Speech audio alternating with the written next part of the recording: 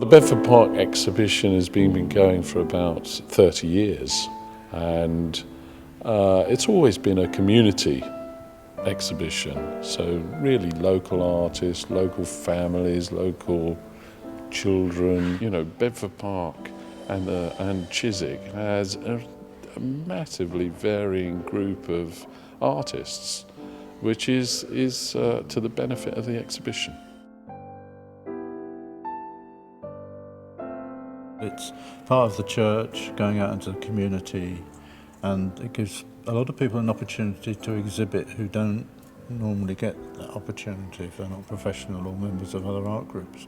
So for me, that's the main thing in terms of the artists, and it also, the other function it has, of course, is to make money for the church as part of the festival. So these are your pictures. Can you tell me about them? Yes, I went to the Turner exhibition at the Tate Britain, and I was walking back along the embankment, and I wanted to do some drawings of Battersea Power Station, of the cranes in fact, but they'd been removed, hopefully, to be repaired. But it was getting dark and it was wet and there was this fantastic light, and I sort of had this idea of painting London bridges in this sort of light at semi-dusk. And the other two pictures weren't sort of done at that time, but I went back and revisited them. So this idea was to develop a sort of series of pictures that were a set of London bridges at night.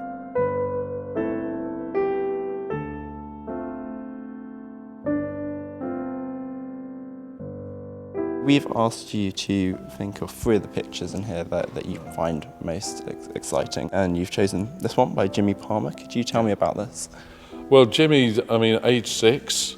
It's really, really lively and full of expression, and it's something that children could do with great freedom, and everybody wants to buy the children's pictures straight away. As soon as we see them, the committee that select all love the children's pictures first, and they're just very lively and full of.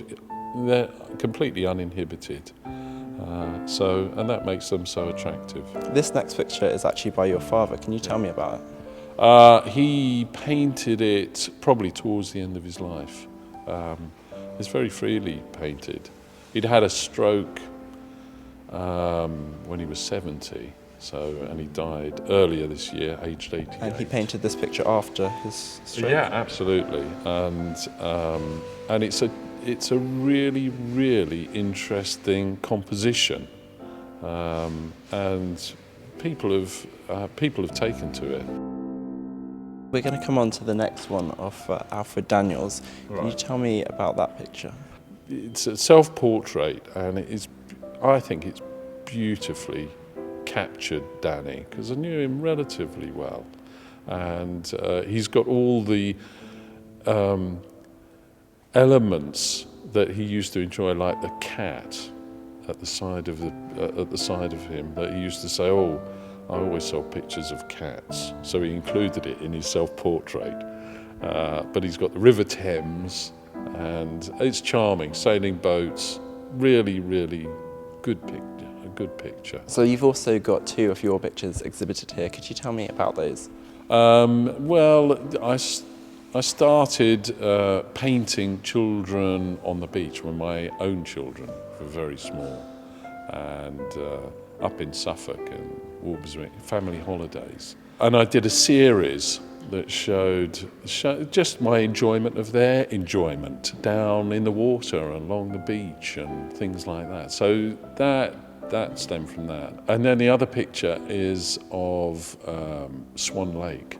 I'm a member of the RWS, Royal Watercolour Society, and we did an exhibition, collaborative exhibition, with the Royal Albert Hall when they were producing, well, a year in the life of the Albert Hall. And so one of the productions was Swan Lake, and so I decided to do a number of pictures of the dancers, the ballet dancers. So that culminated out of the series.